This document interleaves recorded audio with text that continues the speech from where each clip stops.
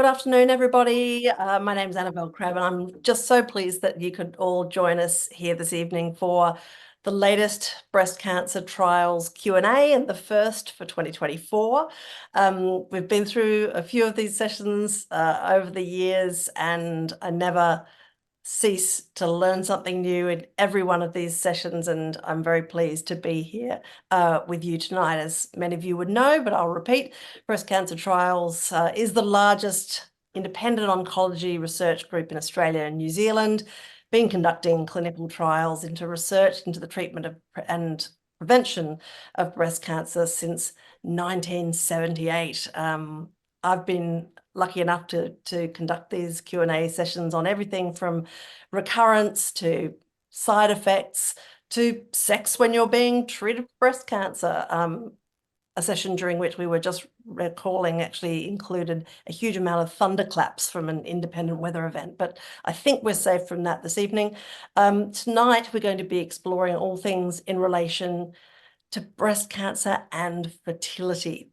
So about 4,000 women in Australia and 400 women in New Zealand are diagnosed with breast cancer annually when they're under the age of 45.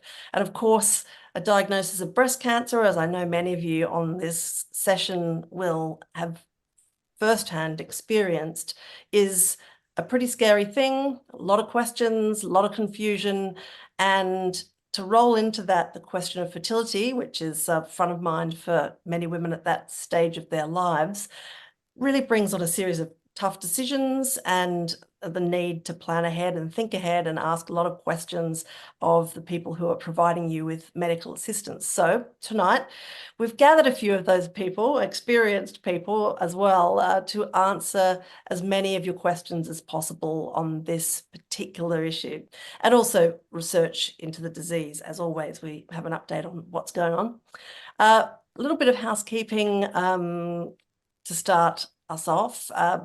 I'm on Gadigal land, on the land of the Eora Nation, and I know that our panelists and our attendees are joining us from all over the place, not just from Australia, but internationally in New Zealand and elsewhere. So I would like to celebrate our coming together as we acknowledge the traditional owners of all the lands from which you Zoom in today, and to the elders of those traditional custodians, past and present. I also need to mention that my dog is sleeping on the blurred couch behind us. I don't anticipate this will be a problem, but that's what you assume of your dog right up to the moment where it becomes a problem. So if I dart off for a sudden, it's to release a dog. And as you know, with this session, you can register questions and you will get some answers, if not straight away, then by email or other contact afterwards. If you move, this is how you do it. If you move your mouse over the screen, get to the bottom right-hand corner, you'll see 3 little dots. And if you hover your mouse over those dots, you'll see some options. And one of them is to ask a question. So if you feel like something's uncovered, please send it through. We'll make sure that your question's answered. As you know, you can watch this session back later. You'll be sent a link just in case you have to dodge out to attend to your dog or any other pressing domestic or professional obligation. You can also send the link to a friend if you think that that person would find tonight's conversation interesting. Okay, so we'll also be asking you some questions during this webcast. We'll have some polls, which again, you can interact with via those clever 3 dots at the bottom right-hand side. Okay, enough talking. I think it's time for us to meet our panel for tonight's session on fertility and breast cancer. First of all, I'd like to start with Ms. Natasha Eaton. Now, she was a participant in the POEMS clinical trial going back a few years now, and had a son not long after finishing breast cancer treatment. Now, the POEMS clinical trial is not only the most beautifully named of the clinical trials, but a really relevant one to our discussion tonight, and we'll be talking about it at great length. Our next panelist is Ms. Rebecca Matthews. Rebecca was 16 weeks pregnant when she was diagnosed with breast cancer. That is a hectic set of circumstances to come together, and we'll be talking to Rebecca about her experience. Professor Christabel Saunders is the head of Department of Surgery at the University of Melbourne, Director of Medical Research at the Melbourne Medical School, and consultant surgeon at the Royal Medical Hospital and Peter MacCallum Cancer Centre. Welcome, Christabel. Also my mother's name, coincidentally. Yes, my mother's name is Christabel and my name is Annabelle. I know, ridiculous. Dr. Wanda Sui, who is a consultant medical oncologist in the breast cancer and lung cancer service at the Peter MacCallum Cancer Centre, and Associate Professor Michelle Peet, who is the Program Leader for the Psychosocial Health and Wellbeing Research Unit at the University of Melbourne, and is also the President of the Australian Society of Obstetrics and Gynecology. Welcome to our fabulous panel. Thank you so much for giving your time to join us and help bridge the gap between fear and knowledge in this area of treatment and diagnosis of breast cancer. Now, there are more than 700 people who are registered for this Q&A. Some of you have experienced breast cancer and others are friends and family and want to learn more about supporting the people you love. So thank you very much, everybody who's sent in questions. There have been a lot. We won't get to absolutely all of them, but they are all about the weighing up the factors and the risks around treatment and fertility, what the latest technology is, why you don't get a period after chemotherapy, why does that happen, IVF, all of the questions. So we're going to start tonight with a video about that beautifully named clinical trial called POEMS, and look at the history of research into fertility preservation during breast cancer treatment. Let's take a look at the POEMS video now. When I first found out I had breast cancer, I was devastated, crying, yelling in the street, never going to become a mother. I remember thinking the exact same thing, and I always knew I wanted to be a mum. My whole life I knew that was my ultimate goal. So the only thing that's going through your mind is, am I going to get through this, have a future and have a family? Especially when you're 30-something, you're certainly not thinking you're going to get cancer.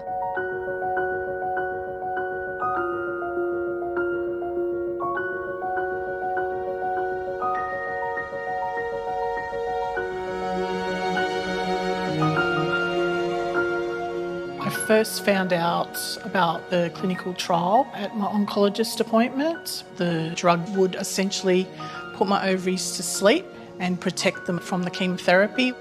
After my treatment, I wasn't planning on having children straight away, but less than 6 months, and I was pregnant. This is when my oncologist met Jack for the first time. You can tell by the smile on her face how proud she was. The trial worked.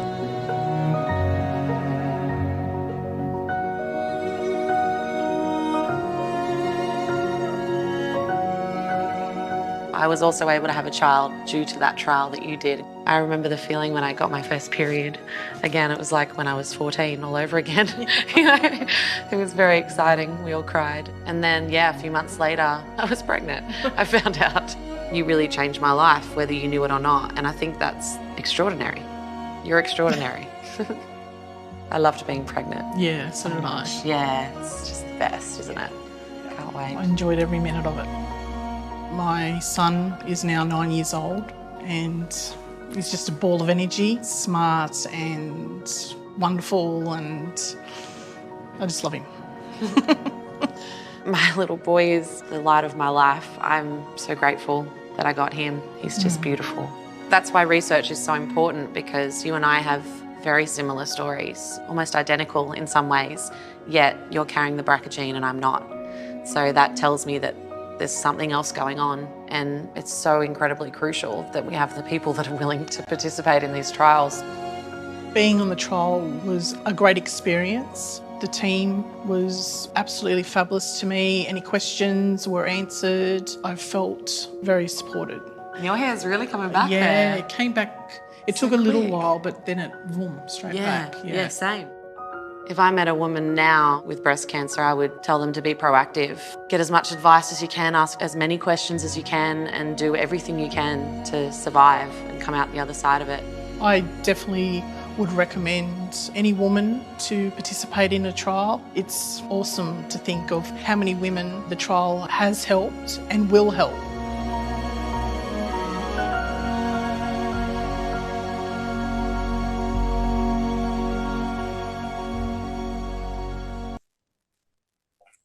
Oh, Natasha, that video makes me feel so emotional, not just thinking about what that scope of the journey must have been like for you and how frightening it must have been when at such a young age you had to contemplate this thing, but also that joining up of the stages of clinical trials, because to participate in one is such an act of generosity when you're frightened and unsure, and to know that you've made a difference to a lot of people's lives is an extraordinary thing. How Jack was 5, I think, in that video. How old is he today? Jack's 14 now, and yeah, a teenager. Does it feel, looking back at yourself in that video, and then in the video you're looking at the photographs of the different stages of what happened to you, does it feel surreal? Do you feel connected to it? Yes, it actually got me today. There's been some tears today. Haven't seen the video in a while, so yeah, it's bit emotional today. Yes. When you're in your 30s, I guess a generation or two ago, you might have already had a few kids, but you're more likely in this generation to be thinking about having kids, not thinking about getting cancer. So how old were you and how did you find out? I was 32 when I found out. It was only just by chance that I was laying in bed on the phone to a friend, and just by I just put my hand down the side of my breast and felt the lump, and I thought, oh, that doesn't feel good. And so your diagnosis came swiftly after that, I assume. What was your reaction at the time? Were you thinking about having kids at that age? Yes. I it was, devastating when I found out. I was like, because my mum had ovarian cancer 10 years before, so I knew that, chemotherapy and treatments could affect my fertility. So I knew that, it was a very scary time for me. So you were, I guess, juggling with two big questions. One, what is this cancer going to do to me? And two, what will it do to my future, even if things go well, right? So Yes. was it did it feel overwhelming to confront both of those things, both quite complicated issues in their own right? Yes.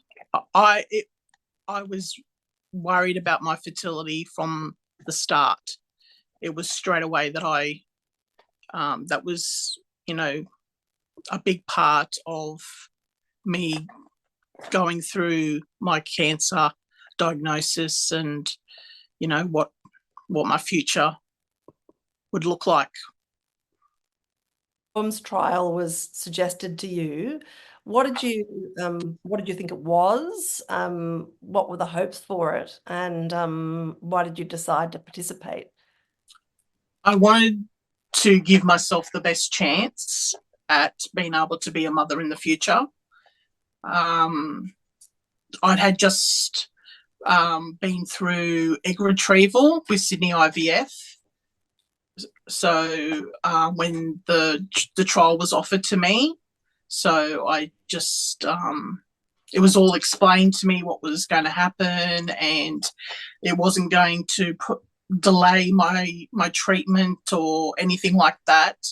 It was just going to be an addition to my treatment. So it was a no-brainer for me. I was on board from day one. And did your oncologist suggest it? Yes. Yes, Professor Fran Boyle. Wow. Okay. Well, look, just give us a quick update on how you and Jack are doing today. I assume Yes, well, you by now. I'm 16 years cancer-free now. And yeah, Jack's just started year 9 at high school. So Wow, we're both happy and healthy, and yes. well, I mean, some people would think that life with a 14-year-old boy is terrifying, but I mean, you've definitely seen worse, haven't you? Absolutely, absolutely. I don't think he could throw anything at me, really. He's a good boy anyway, but yeah. Okay, No. well, we're going to thank you for your participation in that trial, which, as we'll hear about over the next little bit, was a really extraordinary piece of research and can be chalked up to breast cancer trials. I want to go now to Rebecca to talk about Rebecca, your very different story. Can you tell us how and where and what circumstances you were diagnosed with breast cancer? Sure. For me, it was 2015. I was just 29 years old. We were newly married, and I was sort of in the throes of building my career. So at 16 weeks into my pregnancy, I was sort of knocked down with a cold or flu or something like that. And I stumbled across a lump just simply by putting some Vicks on my chest. So it was, again, like Natasha's story, very much by chance that I found that I wasn't looking for it. This is pre-COVID, of course, and even though I had a cold and sort of that lump looming over me, I sort of pushed through and went to work to juggle the training and things that I'd planned with the international colleague in between doctor's appointments. So it was Monday night when I found my lump, and by lunchtime on the Friday, which is the day before my 1-year wedding anniversary, I was sitting in the GP's office for the 3rd time that week, being told that I had breast cancer. Being pregnant the first time is enough of a handful to deal with, and enough uncertainty about how it's all going to go and whether you'll be any good at this sort of new job. How overwhelming did it feel to have now this to manage as well? It was pretty overwhelming. I was, really unsure about what it meant for me and for my baby. You know, you hear stories of people having to choose, and I didn't know what that was going to look like. Thankfully, no one ever asked me that question. I was in, I guess, what I'm going to call the safety of the 2nd trimester. Obviously, trimester 1 being very tricky for baby, trimester 3 being tricky for mum, in getting closer to labour. But I was very surprised to learn that chemo was an option, regardless. I think my initial sort of protective instincts may have in some way made formulating my treatment plan a little bit more difficult because things like having a biopsy and not really having any clue, as I said, what the impacts could have been, I declined local anaesthetics, which meant that I had to have a fine needle biopsy instead of a core biopsy. And so we didn't really have a clear picture of how aggressive my cancer was in those early stages. So it meant, we had to go down the path of surgery quite quickly following my diagnosis so that we could get, all that pathology and really understand what we were dealing with. When you've got such a new set of experiences happening to you at an incredible rate of knots, and Rebecca, like anybody who's ever been diagnosed with any form of cancer, you're immediately in receipt of advice and stories from all sorts of other people. Where did you? I'm interested in your decision to make very conservative decisions around various procedures. Did you feel more confident as you went along and you found out more about both pregnancy and breast cancer? I did. Obviously, initially it was, I said very daunting, but I was really grateful for the team of doctors and clinicians that I was working with in those very early stages. I was a GP that I'd never actually dealt with because I said I was seeing a doctor in town while I was sort of trying to juggle work.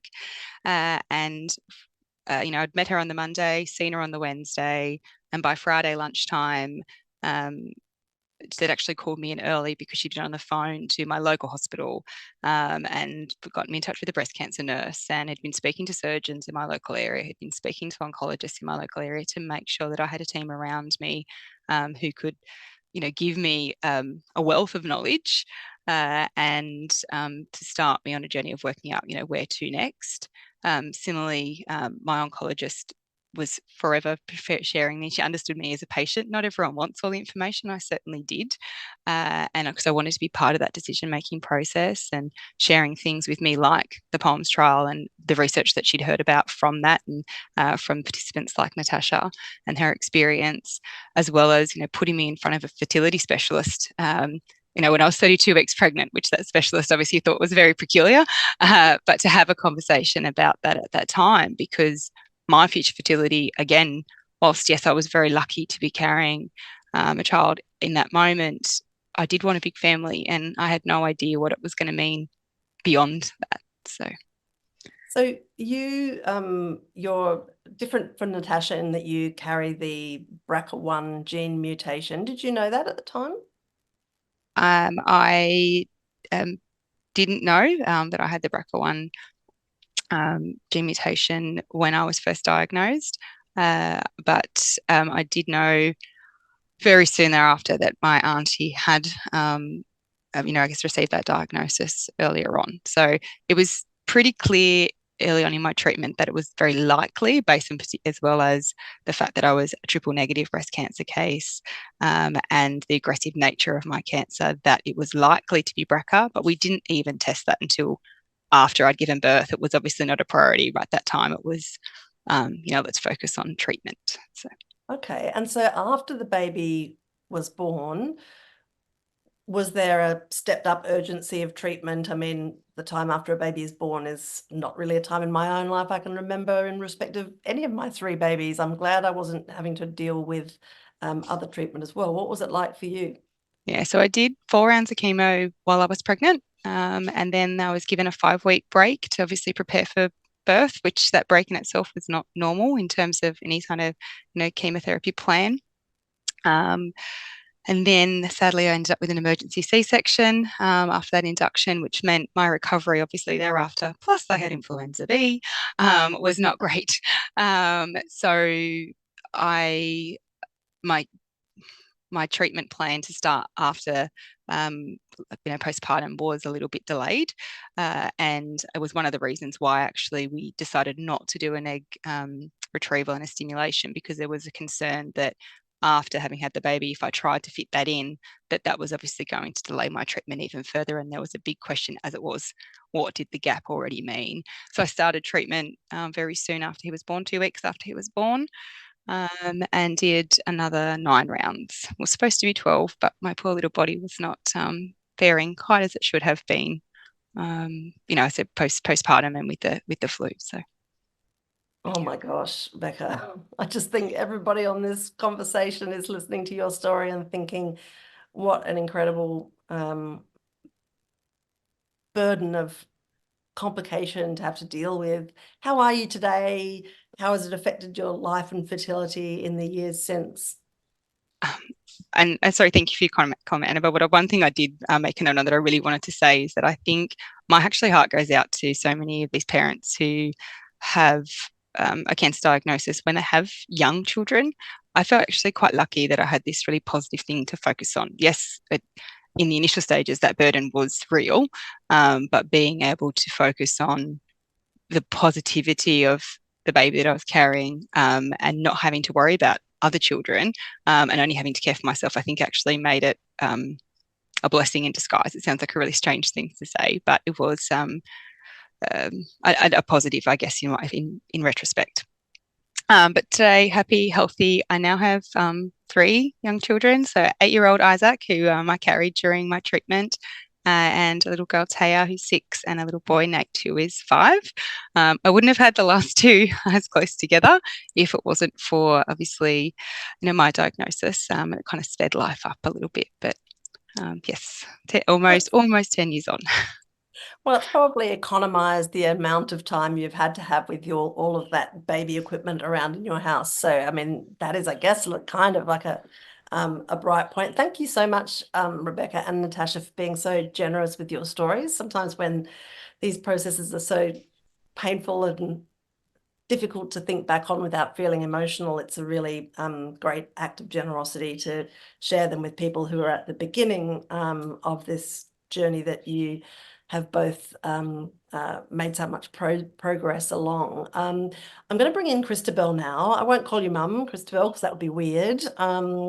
But Christabel is a surgeon who will talk to us about current and past research into fertility and breast cancer. Christabel, we've just heard two super different stories about how breast cancer can impact fertility, and also obviously the great success and usefulness of the POEMS clinical trial. Can you tell us how that works? I mean, I know that the idea is basically that you put ovaries to sleep. How hard is it to put an ovary to sleep? Is it as hard as putting, for instance, a small baby to sleep? No, it's actually, well, not particularly. So the drug that was used in the POEMS trial and is now routinely used for women who are having chemotherapy and young women having chemotherapy and want to consider keeping their ovarian function, is a drug called goserelin. And essentially it's part of a normal hormone that's produced in our brain. And it fools the ovaries into thinking that they're kind of they don't need to make any more of those hormones. So it sort of puts the ovaries to sleep through a natural cycle by being part of that natural hormone. It works by, however, shutting down all ovarian function. So obviously it can cause some menopause symptoms. But we think that the problem with chemotherapy, and I'm sure Wanda, who's a medical oncologist, I'm a surgeon, Wanda's a medical oncologist, Wanda could comment further, but the problem with chemotherapy is that we know it damages ovaries, it damages testes as well in men, and so it decreases your chance of having children in future, and often I've been told by fertility specialists that it sort of ages your ovaries by about 10 years. So if you can make the ovaries go to sleep during the chemotherapy, then perhaps they will avoid that destructive effect of the chemotherapy. So that was the idea of using this drug, goserelin, in the POEMS trial. And the POEMS trial was, I think, about 7 years ago now, and it was a remarkable concept and eagerly received. How far have we come in our attempts to preserve fertility of women diagnosed with breast cancer? So, as I say, the problem with having it really depends on which drugs are going to be used. So, for women who are diagnosed with breast cancer, they face lots of problems. One is that obviously, when you're actually diagnosed with breast cancer and during the treatment, you want to generally avoid getting pregnant. So, you would put off having any children, and as you get older, naturally your fertility starts to wane. So that's one natural problem that we have. The second is that the drugs that we use have an effect on fertility, such as the chemotherapy, and increasingly we're worrying about some of the newer drugs, such as immunotherapy, which again, Wanda as a medical oncologist can talk about. And then for women with tumours that are estrogen receptor positive, in other words, not like the one that Beck had, which was a triple negative cancer, but for those ER positive cancers, women are prescribed anti-hormone treatments. And we know that they can affect a baby. If a woman gets pregnant, they can be dangerous. So we suggest she doesn't get pregnant whilst on those. And increasingly, women are taking those for 10 years. So if you combine the fact that perhaps we know we're getting older as we're getting pregnant, as you said earlier. Many women are delaying their pregnancy until their 30s now. That's I think the average age of first pregnancy is 31 now in Australia. Then you have chemotherapy, which might decrease your fertility. And then perhaps you go on to 10 years of endocrine therapy. So you might be in your early 40s. Well, unless we do something proactive, your chance of naturally getting pregnant after all of that is pretty small. So we really have to think about that right at the beginning and start putting strategies in place, discussing it with not just the woman, but her whole family and her partner. What are her intentions in the future, or what might they be? And many women don't know. I mean, if you're in your 20s and you don't have a partner, gosh, you may never have thought about it, So it sometimes can be quite hard because you have to project how you might feel in a number of years' time. But to really try to proactively start to think about that and plan that. And we're getting much better about that. And I hope that all women now have access to that kind of discussion and counselling and then for future treatment. Great, thank you. And I will cross to Wanda in a minute for her reflections, but I want briefly for you to just talk a little bit about a more recent clinical trial called the Positive trial, recently announced. How does that research differ? What are the findings? Well, I'm very proud that we've done this trial as well, the Positive trial, and it came from that very idea of the importance of fertility to young women. And I have to say, I've been doing this for a long time. I'm one of the older ones of you guys. I'm sort of getting towards the grandmother age rather than the mother age. And I do remember back in the late 90s, early 2000s, it was quite hard to get people to think that fertility was important. And we realized that for young women with breast cancer, obviously survival is number one, but fertility is also really important. And I talked about that issue with women with estrogen receptor positive tumours who may have to have very long periods of treatment. And at the end of that time, it's pretty unlikely that they would have children. So the question that we had was, if a woman has an estrogen receptor positive tumour, can we actually, and she suggested to have this endocrine treatment, can we interrupt that for a while and allow her to get pregnant? And will that actually affect her breast cancer outcome or indeed other outcomes, such as the outcome for the children? So the Positive trial asked that question for women with estrogen receptor positive tumours. If they start some endocrine therapy for a short while, can they then interrupt it, go on to get pregnant, either naturally or by having IVF? And is that safe? So how safe is it to have a child after pregnancy? And I'm delighted to show that the trial, which was, we finally published it last year. It was a big international study with many hundreds of very fantastic women who went into this. We really showed that it does seem to be safe, both for the woman and her breast cancer, but also importantly for the babies, that babies were fine, that there was no effect of the treatments, of their cancer treatments on the subsequent babies, and that many of these women did go on to have one or sometimes multiple pregnancies after their breast cancer. That's incredible news.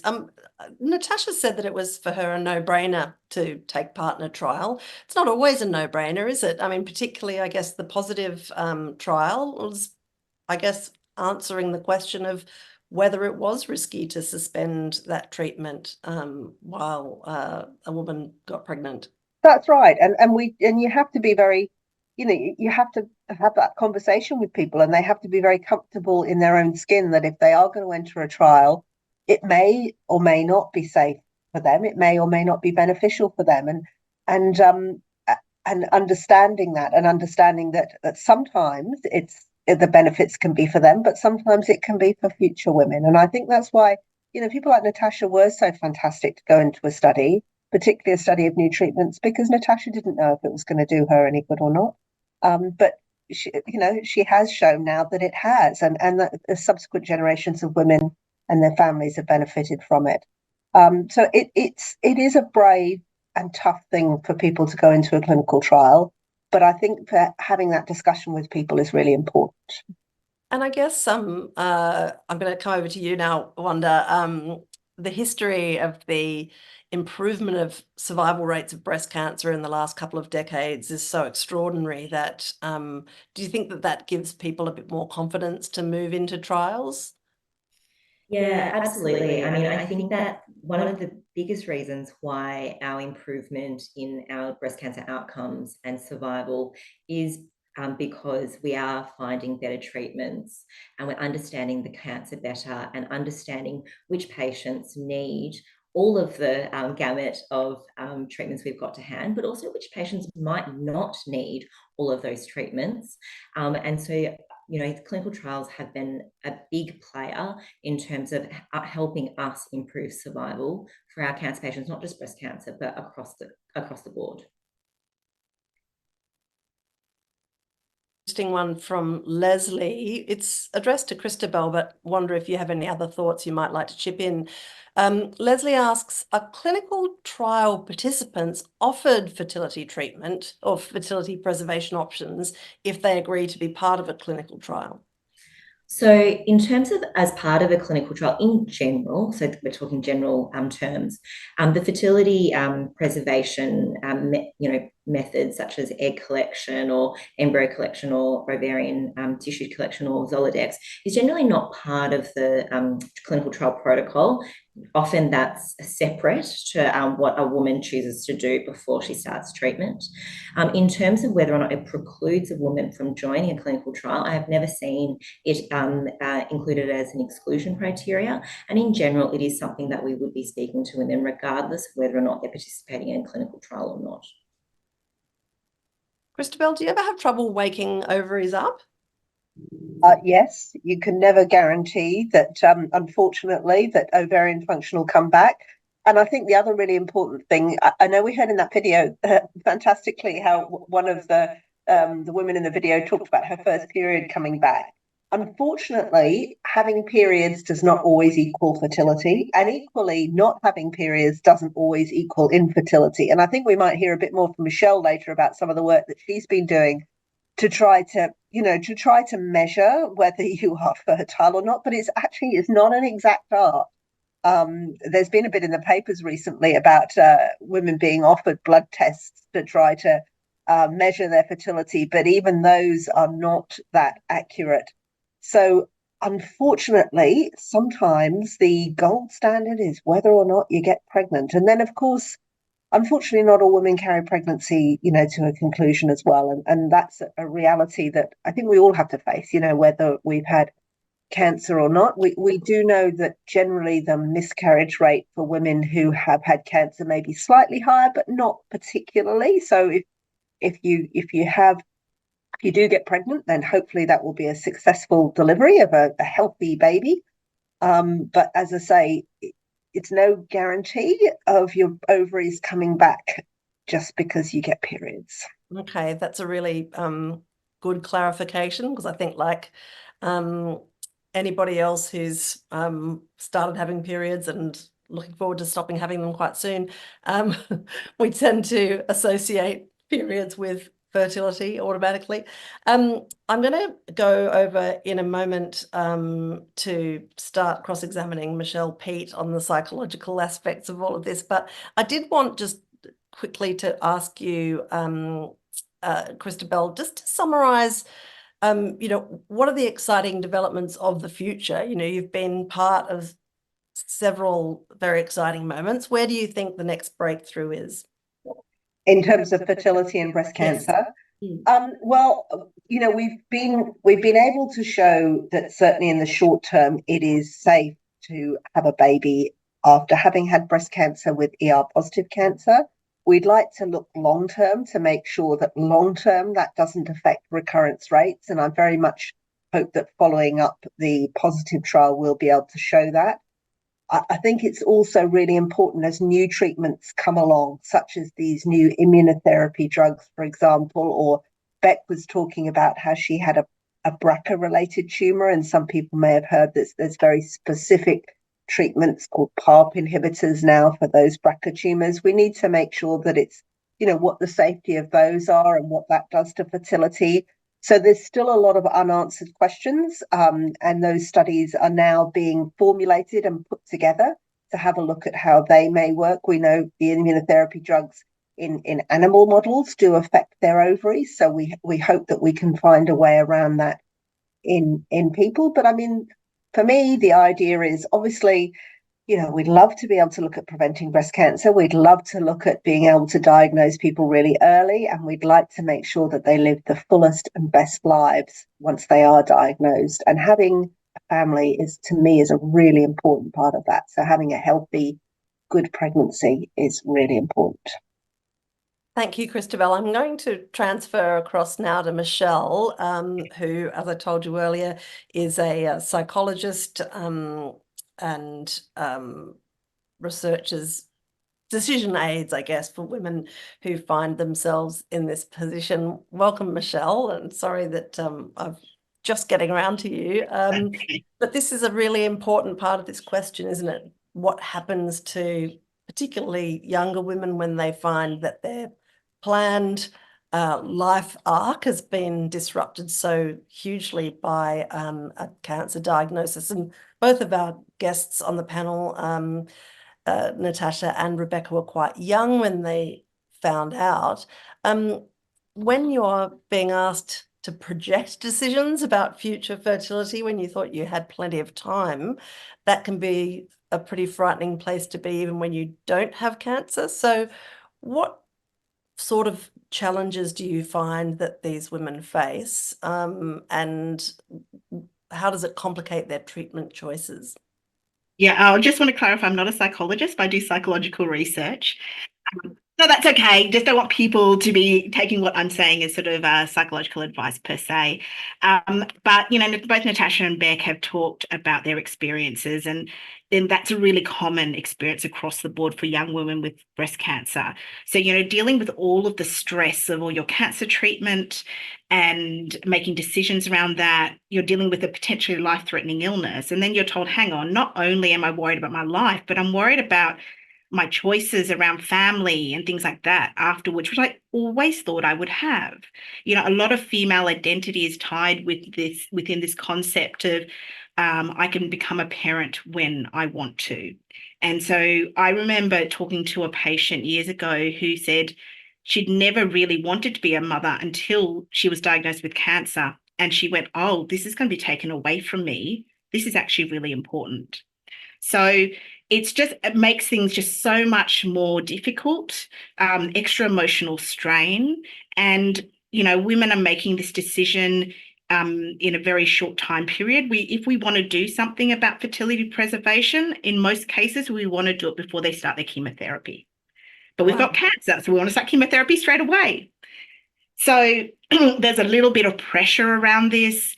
And in their head, they have to weigh up all the pros and cons of it. So, there's a cost associated with fertility preservation. Can they afford it? There's no guarantee that anything you do will actually result in a child in the long run. You might be asked to delay your cancer treatment for a little while to do your treatment. But then at the same time, how much do they want a biological child? How important is it to them? What are their social pressures around being a mother? So it's weighing up all of these things. And this is why we call it a very complex decision, because it comes down to what's important to you. And we also know that fertility concerns, there's some big studies in the States that have shown that fertility concerns can influence treatment decisions as well. In this particular study I'm thinking of, around 30% of women with breast cancer actually said they would opt for a less effective cancer treatment if it could reduce the impact it had on their fertility. Wow. So there might even be that impact as well. So, I think I'm a decision scientist. So where I come from, it's about making sure that women know about their options as early as possible so they can make the best decision for themselves and minimize long-term outcomes like regret and hopefully achieve parenthood after. From my experience of people I know who have had cancer, everybody responds differently to a set of circumstances, right? You've got the numbers people who want all the numbers, and then you've got the people who don't want the numbers, who want just to talk about sort of strategy. It seems to me that fertility and cancer treatment are two fields of enterprise where it's a numbers game, right? We've all seen those graphs about how quickly your fertility drops back after a certain age. I'm not saying that women are bad with numbers, but but that kind of conflicting set of variabilities must feel super overwhelming for the women that you are trying to improve things for. So what do decision aids look like for those sorts of patients? Yeah, so there are lots of different types of decision tools, I guess, that can help women make decisions. In my work, we focus on one type, which is called a decision aid, as well as we're doing something Crystal mentioned earlier. We're doing some work around a prediction of fertility after cancer, and I'll touch on that after I talk about decision aids. So decision aids are tools specifically designed for complex decisions. They come in lots of different formats, often in a booklet or a website now, where it includes all the information about the pros and cons of a decision. So in this case, we're talking about fertility preservation or not. And it lists all the options women have, what the numbers are, what your chances are. We're not very good at giving very specific risks around risk of infertility or risk of success from, say, IVF, for example. But at least we can give women information they can work from. And then the most important part of a decision aid is about values-based decisions. So one of the things I often talk about is 20% risk of infertility for me might be very different from an 80% risk of infertility for you in terms of perception. You might be in a time in your life where 80%, oh, well, I don't really want another child. It doesn't matter. Whereas for me, I might go, hang on, I'm not even willing to take a 20% risk. So the point of a decision aid is it's about weighing up what your personal values in light of the information. So you can come up with a decision that's consistent with those values. And we did a trial many years ago now where we looked at using a decision aid versus standard care. And women who got the decision aid, excuse me, about breast cancer and fertility actually came out of it. They found the decision easier to make around fertility preservation. Not everyone did preserve anything. In fact, one patient said to me afterwards that what she liked about it is it made her feel okay not to undergo fertility preservation. They are more informed or have more knowledge about the scenario they're in. They also had less regret and more satisfied with their treatment process. So, there are lots of decision aids around for different treatment options. They all generally, if they're built around this particular framework, they all generally do improve the situation. Ours was the first to be designed for fertility and cancer. And since we created the evidence to show that this worked around the globe, now there are people developing similar tools. And if anyone's interested, the tool we developed is now available from the Breast Cancer Network Australia website. And we're also adapting it to be an online tool as well. So that will be released soon. So the idea of that is to support women make their decisions. And then we're doing on the side this fertility, I'm going to call it a fertility calculator. It's been a complex body of work where we've got data from all around the globe. We've managed to collect almost, I think it's around 7,000, 8,000 individual people in this database. And we're trying to see if we can predict more accurately what your risk of, and I say fertility, but I just want to caution, so like Christabel says, it's really hard to measure fertility. So we are looking at a return of periods as our outcome, but trying to predict whether that will actually, if we can predict at the time of diagnosis what a woman's chance is. So that's an ongoing study. Great. Thank you so much. This is really filling in some gaps, and as with every area of breast cancer and other cancers, it's the elimination of fear and ignorance and the information that makes you feel a bit less panicky about what's going on. I'm letting us slip behind because it's all so interesting. So I'm going to rush through to our next question. This is a real brass tacks one for Wanda. And this is a question from Funda, who's 31. And she says, what is the likelihood of falling pregnant after having chemotherapy for breast cancer and a double mastectomy? Thanks, Funda, for the question. And I guess there's no exact art or science to be able, exact art to be able to predict exactly what your risk or your chance of falling pregnant is. But I know that Michelle's decision aids are helping us to try and predict that. So in the future, hopefully we'll be able to give you a more exact answer. But there are a number of factors we need to consider. Firstly, what the type of chemotherapy you had was. We know that certain chemotherapies we use for breast cancer have a very high risk of causing damage to the ovaries, whereas other chemotherapies may not have as high a risk. We also look at factors like whether or not you had fertility preservation before you started your treatment, such as having your eggs collected and frozen, or even ovarian tissue collected and frozen. And also, thanks to Natasha, whether or not you had Zoladex before you started your treatment, because we know that Zoladex significantly improves the chances of not going into premature menopause after you've had your chemotherapy. It actually reduces the chance by about 60%. So it's pretty impressive data from the POEM study. And, we have Natasha and the women who participated in that study to thank for that, for this drug. But also, if we're thinking more broadly, we also need to think about more general factors that women without cancer need to think about when they think about fertility, things like whether or not they have a history of polycystic ovarian syndrome, and that can affect fertility.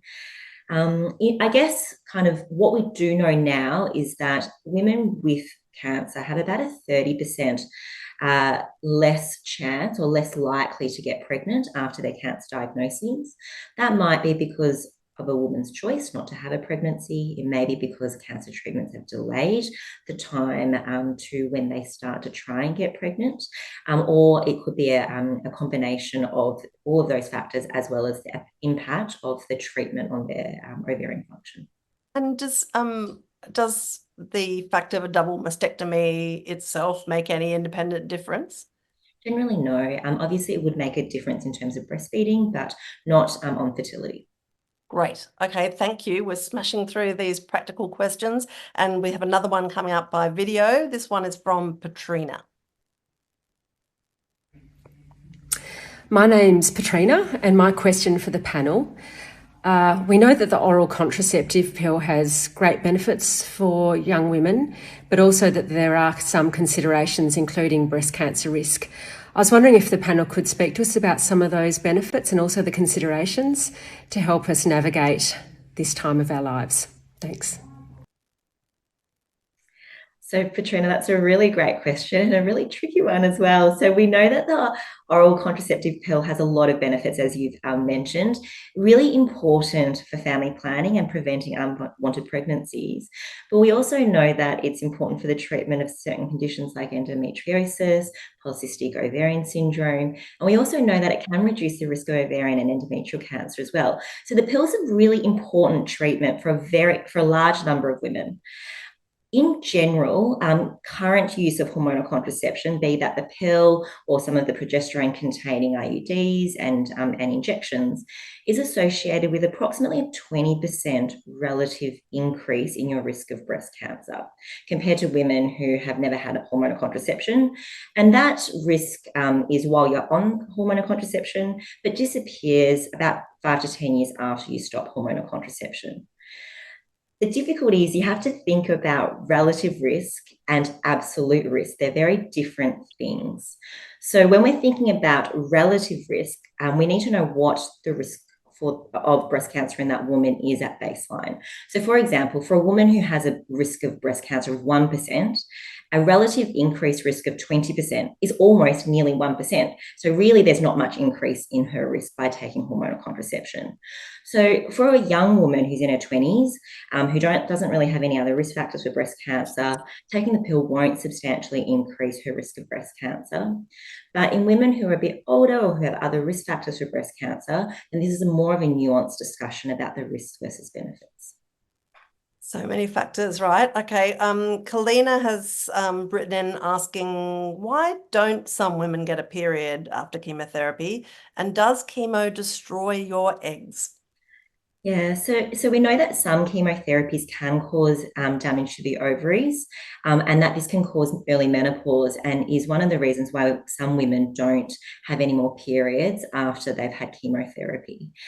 And this is really thought to be because chemotherapy can cause damage to the growing follicles, the ovaries. So the growing follicles, we're all born with a finite pool of follicles when we're babies. And as we age, that pool of follicles starts to deplete every time we have a period. And chemotherapy can certainly accelerate that depletion. And so therefore, we know that particularly alkylating chemotherapies, which we use a lot in breast cancer, these can certainly cause damage to these follicles and then result in early menopause, but also infertility. That's why some of the PALM study and also having fertility preservation consultation before you start treatment is so important, because we do know that these medications that are great for improving survival and great for breast cancer can certainly have long-lasting effects. Okay, well, that's a really great moment for us to cut across to Christabel to answer a question from Kathy, who says, does embarking on fertility saving treatments and possibly delaying treatment or surgery for breast cancer have a significant impact overall on survival outcomes for women? Generally, no. I think that's the good news.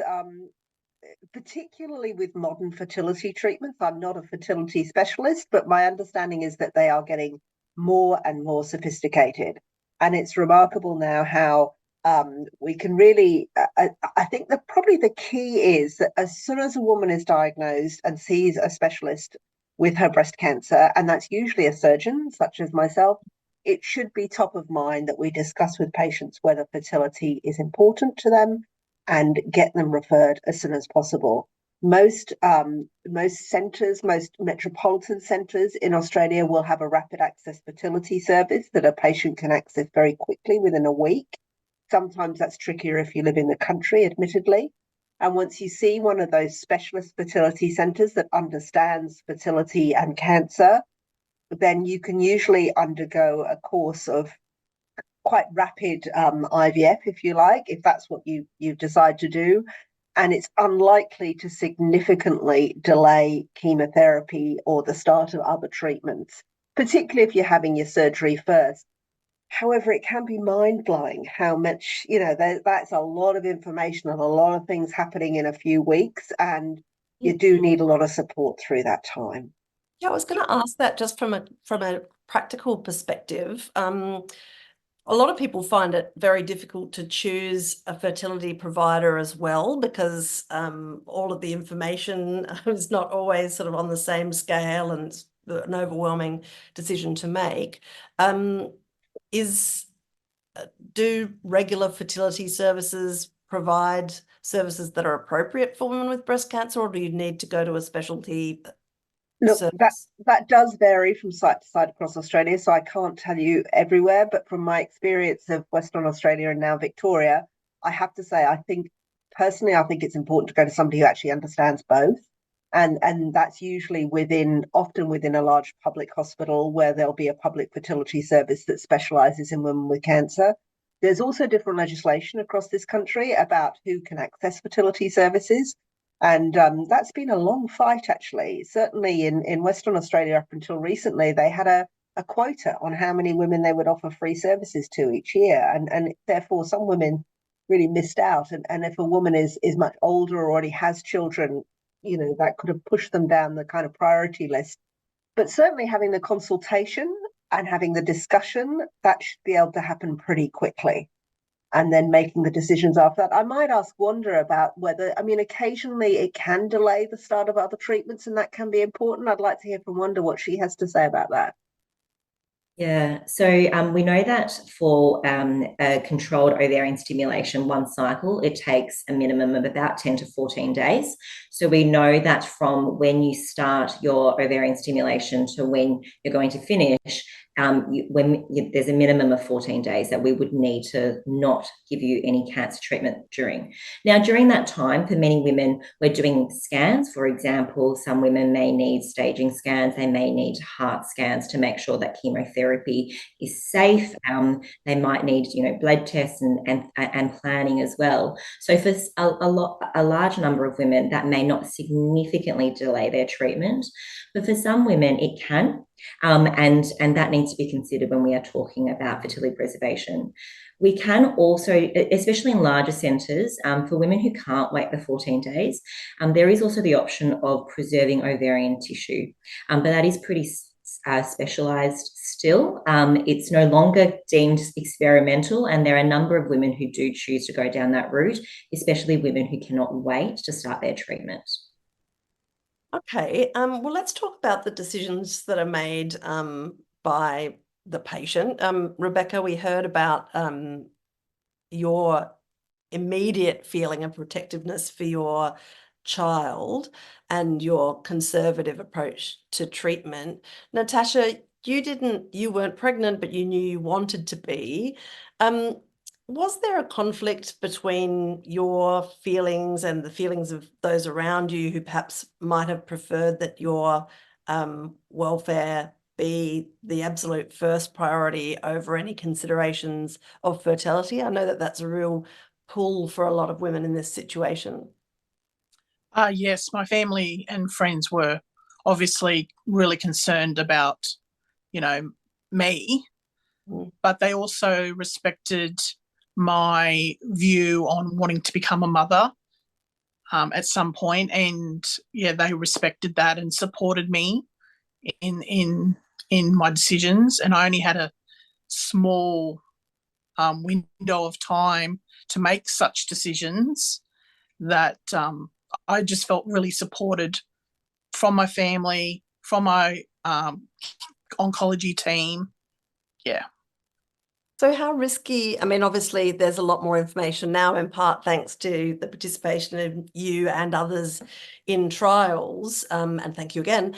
But how clearly was the risk assessed to you in terms of the steps that you would need to take to provide give your fertility the best chance of survival?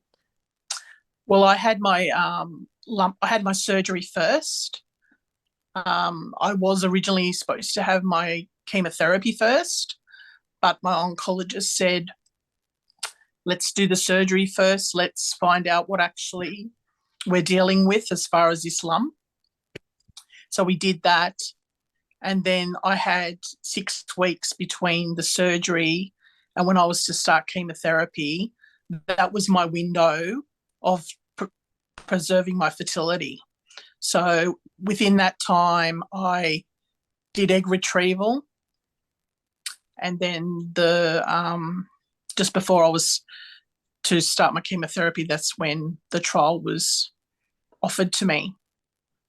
Just super quickly, Natasha, because I'm just asking you this question on the fly, but often the egg retrieval process is no picnic, right? Like, I mean, and obviously you have these sort of hormonal responses. People find it like a really emotional and turbulent process to go through. Is it worse when you have cancer? I mean, I haven't done it. I haven't done it, without having cancer, Yeah. but my cancer was triple negative as well. So as the same as Rebecca's. So yeah, I had to have injections every day for 21 days during that time, and yeah, it's not a pleasant thing to go through. The eggs building up and all that, it can be quite painful. Yeah. But it was worth it to me. Yeah. I just wanted to have the best chance. Okay, Michelle, I might bring you in. There's a question from Sarah who has asked a question about IVF and donor options.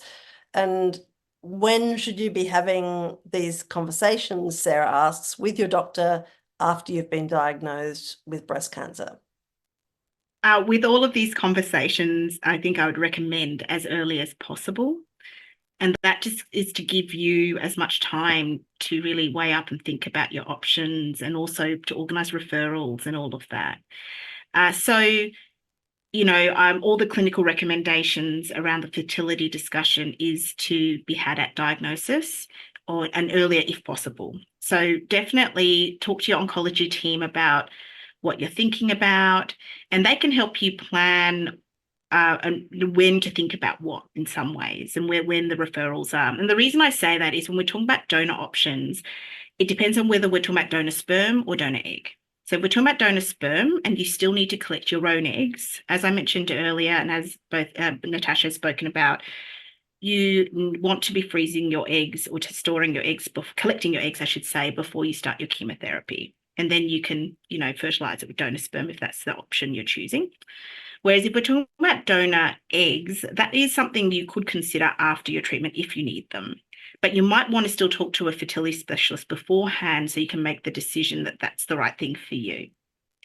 So, of course, there's no right time, really. Seek the information when you need it and when you think of it, and obviously be guided by your clinicians. Yep. So pick the moment where it will be most overwhelming to consider and do it then. Yeah. Right. Okay. Right. So there's a question that comes through from Alexandra who asks about IVF and genetic testing. And what are your thoughts on the benefits of PGD testing for breast cancer mutations? Now, at this point, I could pretend that I know what PGD testing is, but I'm not going to. Can you help before you answer the question, Michelle? Sure. So PGD stands for pre-implantation genetic diagnosis. which is also sometimes called pre-implantation genetic testing. So PGT, all a mouthful. So essentially what they do in these cases is once they create embryos through an IVF process, they can test it for certain genetic mutations. So BRCA1 is one of those examples. And it's just then to help, parents decide whether they want to implant an embryo that has that gene. Now, this can be really important with families with a strong family history with BRCA, because if they've seen a lot of women in their family and sometimes men affected by cancer, they may have a strong desire to not pass that on to their children. So that is a medical option. The benefit is that you can reduce the risk of your child inheriting the gene, but like all of these procedures we've been talking about today, there's no guarantees. So we cannot guarantee that the gene won't be passed on. It just reduces the chance. There's often an added cost to adding this to your IVF procedure. Like all IVF procedures, it's very emotionally complex. And some people might have some ethical concerns. We hear a lot around things like designer babies and things like that, and people might have. But, ultimately, it comes down to what's important to you as an individual and whether this is something that you can access. If you have questions about it, I strongly recommend discussing it with a genetic counsellor and your healthcare team, and so that you can make an informed decision. I know that there'll be a bunch of people listening in on this conversation and thinking, okay, it adds to the cost. How significantly? What are we talking about here? Sorry to be tin tacks on you, but I don't actually know from the top of my head how much it costs for PGD at the moment. And it might vary by fertility clinic. Of course. So the best thing to do is contact the clinics about that. Okay, great. And I apologise for putting you on the spot there. It's a high pressure question to answer. Okay. Again, more research and more information, the better position you are in to make a decision. There's a question here to you, Michelle, from Louise, who says she's in her early 20s. She has the BRCA1 gene mutation and wonders what support is available to discuss fertility and having a family where she hasn't had a cancer diagnosis, but is aware that she has an increased risk of a diagnosis. Yeah. So as sort of I talked about briefly, I understand the concern about passing on a gene that increases risk, particularly in families where they've seen a lot of this. It's hard to watch your loved ones go through it and not want your children to have to face that. I do want to note, though, while having the BRCA1 gene mutation does increase risk, it doesn't guarantee you will develop breast cancer. And there is screening processes out there which are recommended to people who carry the mutation. But in terms of information about this, you can start online and look at trustworthy sites like the Centre for Genetics Education has some information about gene carriers and mutations, what you can do. The Breast Cancer Network Australia website, for example, is another place, Cancer Council Australia. But if you want individualised information, I recommend talking to a genetic counsellor. So, at the big hospitals anyway, there's certainly clinics for familial cancer clinics that will have genetic counsellors there, and they can talk through the options, including PGD, which we just talked about, PDG, we talked about, and issues such as timing of family planning. So Beck mentioned how she had her children probably earlier than she'd planned, and that's not uncommon for BRCA carriers, because then you can do some risk-reducing procedures for yourself to reduce your risk of getting cancer after you've finished your family. So recommend talking to a genetic counsellor. So Beck, you obviously, your possession of the BRCA1 gene mutation did not stop you from having more children. How was the decision-making process for you around that? Yeah, I have, a fairly strong opinion on this, and I appreciate that it is a very personal choice, and agree with Michelle's comments around obviously speaking to the genetic counsellor. I did all of the above, but for me, I think I look back and obviously research has come a really long way, and their survival rates of cancer are certainly improving, thanks to the team here, and everyone else out there doing that work. But for my reflection, I think if I had a choice, but if my parents had a choice to choose an embryo, myself or another. If they'd made that option, been able to make that choice to not choose me, I wouldn't have been here, and I certainly would choose the fight that I've had to battle through over these years over having not been here. And so I think, I know, I guess that's why I formed my opinion with my kids that I wouldn't make that choice and instead invest my time and energy in supporting the likes of breast cancer trials to make sure that we can improve outcomes for my kids and their future should they one day find out that they also carry the same gene as me. Yeah, I think that everybody's experience of life, what they've seen, experiences they've seen others have, either cancer, fertility, or both, makes us all very different in the way that we approach our appreciation of what risk is, what priorities are for us. And that's, I guess, one of the reasons why it's so important to have all of the information, or as much of it as possible, at your disposal before you take the ultimate and in some ways quite lonely step of making the best decision for you. Now, I have a question from Natalie, which is a very personal one. I think that Wanda might be the best person for this question.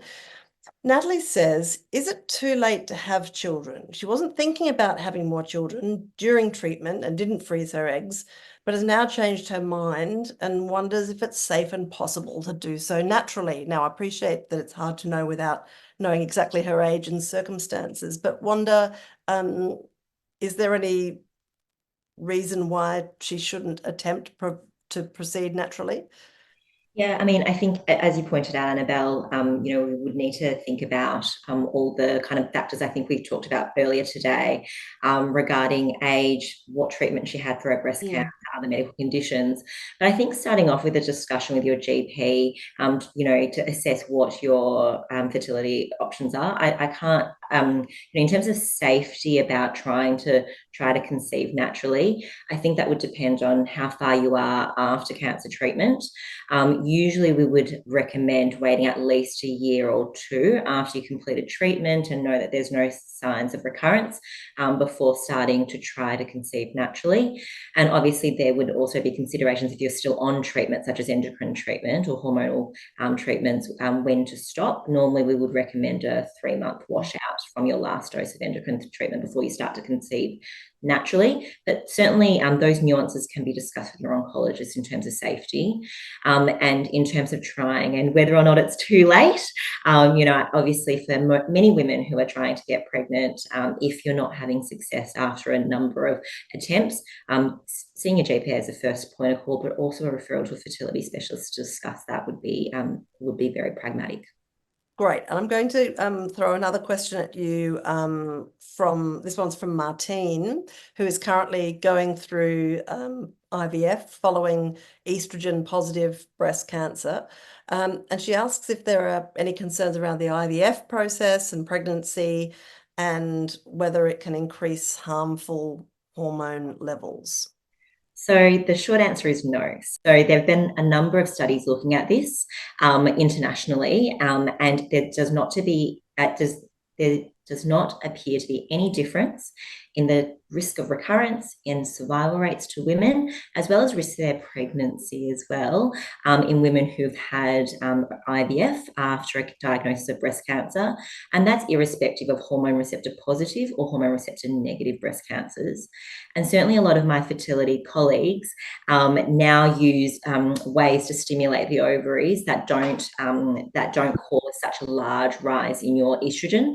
And certainly those are things that are considered routinely when seeing a woman after a diagnosis of breast cancer.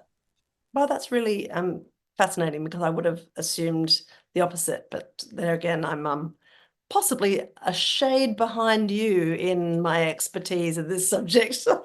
So, okay, I think we're doing well. We're catching up. I think we're going to get through all the questions before everybody has to scatter off and resume living their lives. This question is for Christabel, because a lot of people have written in asking about triple negative breast cancer and fertility. Georgia has asked, how does the treatment of triple negative breast cancer impact fertility specifically? And is it possible to get naturally pregnant after treatment and surgery? So again, it comes down to all of those things that we've been talking about, the underlying fertility of the patient, her age, and the treatment she has. And triple negative breast cancers nowadays, and Wanda can talk a little bit more detail about this, but virtually everybody will get chemotherapy. And increasingly people will get immunotherapy as well now with triple negative breast cancer. So those treatments will affect your fertility.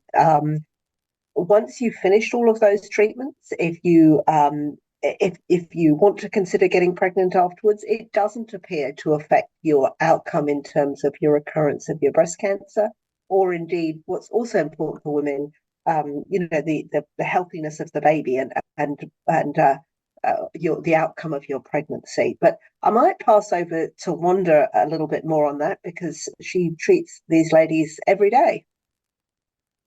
Yeah, so exactly as Christabel has mentioned, and certainly, we think about chemotherapy, but one of the difficulties I think at the moment, one of the challenges is that we use a lot of newer treatments in the treatment of breast cancer, and triple negative breast cancer being a prime example. Now we're using immunotherapy quite routinely in a large number of women who have larger tumours or no positive breast cancers. And we don't really know what some of these newer treatments do to ovarian function, whether or not they're toxic to the ovaries, whether or not they can cause infertility. And that's been some of the focus of some of the research I've been doing as well. One of the tricky things is in mice, we have seen that immunotherapy can reduce fertility and can cause damage to ovaries, but women aren't mice. And so we need to see whether or not these findings are also seen in women. And certainly there's a lot of research that needs to be done to be able to help better inform our women with triple negative breast cancer before they start treatment, but also to find methods to avoid or to prevent damage to the ovaries in these women if it is found that immunotherapy can cause damage. Okay, Wanda, I might stick with you for the next couple of questions, and I'm going to ask them.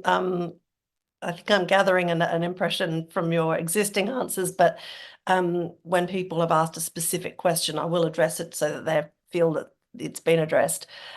Shan has asked if pregnancy increases the risk of breast cancer coming back in women who have had triple negative breast cancer. So no, so we know that there have been some data. So in the positive study that Christabel talked to, all women in that study had hormone receptor positive breast cancers. And we know that there was no difference in terms of their breast cancer outcomes, just regardless of pregnancy. Now, in terms of triple negative breast cancers, a lot of our data are from very big kind of retrospective studies. So studies that are kind of looking back at the outcomes in women who have subsequently had a pregnancy and what's happened to their breast cancer outcomes. And there's been no difference shown, comparable for age at diagnosis, comparable for whether or not it was no positive or no negative, and comparable for the size of the breast cancer and stage, that pregnancy does not appear to affect disease outcomes. And is that true for all other types of breast cancers, or are there some exceptions? It appears so, but obviously these are kind of what we call retrospective studies. So unlike the positive study where we follow women kind of over a long time and gather information that's uniform across all those women prospectively, with any retrospective study, the limitations are, you only get as good information as what was previously collected. So, but certainly from these large retrospective studies, there does not appear to be a harmful impact of having pregnancy. Thank you very much. I'll press on.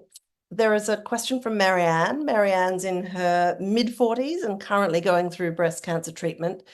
And she says she regrets not freezing her eggs when she was younger. She asks Michelle if you have any advice on how to cope with the regrets of not having a family through circumstances you weren't anticipating.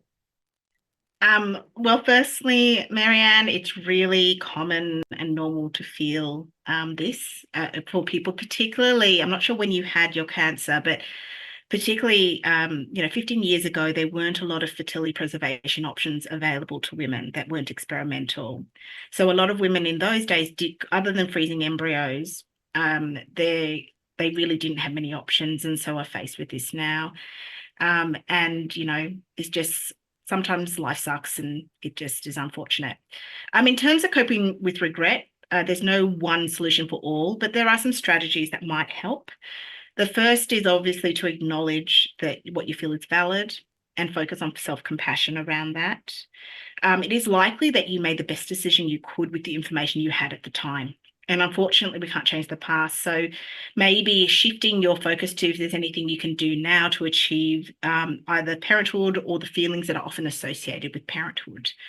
So we've talked a bit about egg donation. That's often an option for women who don't have any eggs after cancer treatment. Adoption and fostering might be options. But of course, though, there are with their own challenges, and there's not really necessarily an easy way forward. Or for some patients, they forge meaningful relationships with other children that they have around them that sort of is similar to a parental relationship. So try and find that. You might be going through a grieving process. We know from the infertility literature in particular, finding out that you can't have children is similar to grief. Grieving an idea of your family that you could have had, and that's totally normal. And so it's okay to mourn that.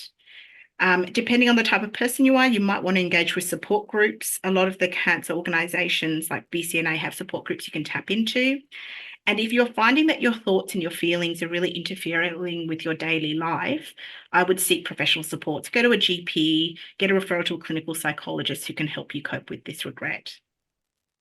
Thank you, Michelle. I've got another question here from Antonietta, who has a question about what support is available for women from non-English speaking backgrounds or those who have learning difficulties to talk about breast cancer and fertility, because these are two concepts that are very hard to juggle at the same time, even if you are 100% fluent in the language in which that information is being conveyed. Yeah. So, I think we all endeavour in healthcare to ensure that patients feel like they can get the information and they can apply it to themselves, that, this concept of health literacy is really important. However, sadly, in some cases, it does require some self-advocacy, I think, in that scenario. So in terms of language barriers, in a lot of hospitals, there is access to translation services. So don't be scared to ask for that. Or hopefully your clinical team will arrange for that independently. And there are some multilingual resources available. So the Cancer Council website, I know, does information tools or information sheets in different languages. So does Breast Cancer Network Australia. And in terms of that sort of advocacy piece, self-advocacy piece, I think when you make an appointment, you can always ask to see a health professional who's familiar with, a diverse or a particular cultural perspective as well. They do a lot of training about cultural perspectives in hospitals, for example. But there is nothing wrong with saying, this is my situation. Can you please connect to me with someone who understands this? Learning difficulties are obviously going to be challenging as well. So what I would suggest is look for easy to read materials. As a whole, I think the resource development game in this area is getting better. We all try and make sure the language is accessible. Using online tools can be helpful because you can deliver information in different ways. So, for example, I talked about turning our decision aid into a website. We've included videos in it. We've got diagrams, things like that. So because we know those things improve comprehension. But of course, if you don't understand something, ask. Ask people to say it in a different way, to present the information in a different way with pictures and diagrams. There is no such thing. I always say no such thing as a dumb question. If you don't understand something, ask. Support organisations like BCNA or Breast Cancer Network Australia may also be able to direct you how to navigate this complex information. Same with support groups. And also the NDIS Quality and Safeguard Commission has a series of resources that can help empower people with a disability to speak up. So if you're a bit scared about asking your doctor for more, maybe visit that website, and that can give you some skills to be able to advocate for yourself. Just quickly, Michelle, in a few of these sessions, I've heard oncologists say, beware Dr. Google. Sometimes Dr. Google can send you down a bit of a rabbit hole that may not be helpful. How do you feel about Dr. Google when juggling these two, not just one, but two complicated areas? I feel the same way. Yes, be very careful of Dr. Google, be very careful of social media. So it's about, I guess, being able to trust where you're getting information. And the questions you can ask yourself are really, simple as who's writing it? So if it's from someone who is trustworthy, so NDIS website, I guess, is a government website, and I hope we can trust government websites, hospital websites, things like that. So who is it? What is their purpose is the second one. So is their purpose to help me? Or is their purpose to sell a product? Is their purpose to promote themselves? So, really think carefully about that. And if the question is it's not to help you, then maybe don't trust it so much. And then obviously, so the problem with things like Google and social media is sometimes it will just send you to whatever resource that comes up, or the Google search engine works on what's commonly read. So, some of these trustworthy sites aren't. You could start with a site, say like Cancer Council, and the links that they send you to are going to be reliable. So maybe sort of go through those avenues instead, rather than just going straight to Google. I think that's really great advice. Thank you, Michelle, particularly given that people in high states of anxiety are always going to be more vulnerable to somebody who is trying to take advantage of that uncertainty and anxiety. That's great advice. I've got one last question specifically for you, Michelle, and it's from Julia, who's asked what support is available for women with breast cancer who are considering surrogacy. Surrogacy is a complex area. So just for people who don't know what surrogacy is, it's where one woman carries a pregnancy for someone else who is unable to do so. And as you can imagine, there are a lot of legal and ethical considerations with that. The first thing is that every state has slightly different rules. So you need to be aware of the legal situation in the state that you live in. Most states will allow what we call altruistic surrogacy. So in Australia, you cannot pay a surrogate to do the job. It has to be altruistic. And it has to be a clear reason for it. So the biological mother, I guess, or the genetic mother has to have a reason that she can't carry the birth herself or the pregnancy herself. Some states might have added restrictions on top of it. For example, I don't know if this has changed recently, but in Western Australia, it used to be limited to only heterosexual married or de facto couples who could have a surrogate. But the laws are changing as we go, so hopefully that won't be there for long. If it's something that a person is interested in, I guess you need to consider the factors, the legal factors, but also the cost. Everything comes down to cost, because you'll have to pay for the medical expenses for the surrogate. Also the legal bills. That make sure you do it properly, because the legal situation can be complicated. And particularly in Australia, legally, and please, I don't know if this has changed, so Christopher, wonder if you know, please correct me, but legally in Australia, the person who gives birth to the baby is considered the mother. So what normally happens in the surrogacy situations, you then adopt the baby post-birth, and that's why it's really important to have all the legal requirements in place, because there are cases where people decide afterwards not to go through with the adoption. Also, to get more information, connect with support groups. The resources I'd recommend going to is Surrogacy Australia has a website, Fertility Society of Australia has a website, and of course the legal websites of each state and government as well. Great, thank you. We have got minutes to the whistle, and I'm going to send a quick fire one to you, Wanda. It comes from Leslie, who asks, what research is being done to protect ovarian function prior to undergoing treatment? And can you explain what this means? Yeah, so I guess, we've kind of talked about the pollen study already. So we know that there has been some research looking at giving medications like Zoladex to women before they start treatment to try and protect their ovaries and reduce the risk of early menopause.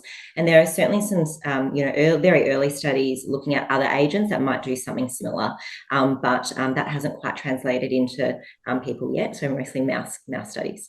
But I guess one of the biggest areas of research I'm interested in in is trying to work out what some of our newer treatments do to cancer, do to ovarian function, and whether or not we can mitigate that with medications, which I'm happy to talk to more, but I'm mindful that we've only got minutes left. I know, maybe you could give us your dream scenario. Let's aim high. What would you love to achieve with this research?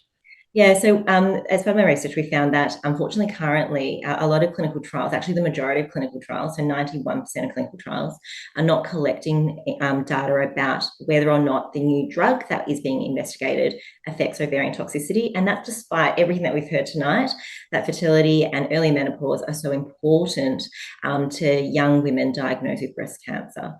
And cancer in general. And so we actually teamed up with a leading oncology organisation, ASCO, as well as the US FDA, to release a statement that we should be routinely collecting these data. You know, we collect information about if your heart gets affected by cancer drugs, whether or not you get nausea, whether or not you lose your hair. We really need to be collecting whether or not cancer drugs are affecting ovarian toxicity. And so my ideal scenario is in the future that all clinical trials that enroll young women should be collecting these data, so that when the drug hits the shelf and when we're starting to use it in the clinic, we're able to fully inform our patients about what the long-term risks of those drugs are. And also in the future, ideally, that we have trials that then look at how we can prevent that damage. It's always so fascinating to sit in on these sessions and hear about how what several decades ago was a very frightening diagnosis has become illuminated along the way by the enterprise of experts such as those on this panel. Thank you very much to all of you for being with us, because it is that time and we are out of minutes. I'd really like to thank Natasha and Rebecca for joining our panel and for being so generous with their experiences. And I know they need to get back to their children. And also, of course, Christabel, Wanda and Michelle, thank you for sharing your expertise, and we look forward to seeing what you come up with next. Finally, of course, thank you for everybody who joined us online in a quest for further information, and I hope that you found out some new and helpful things tonight. As I said, this Q&A has been recorded and it'll be available on the Breast Cancer Trials website tomorrow. So the team will send everybody a link to that video, and so you'll be able to watch it again, rewind to the bits that you missed, or share it with somebody with whom you think it might be relevant. Breast Cancer Trials, of course, is very committed to improving the outcomes for every person diagnosed with breast cancer through clinical trials research, with the generous cooperation of people like Natasha and Rebecca.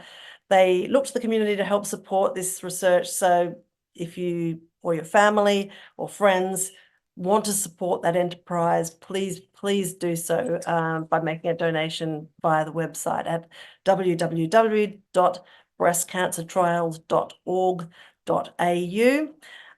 Thanks again for joining us again this evening, and thank you to Breast Cancer Trials. I wish you all a peaceful evening.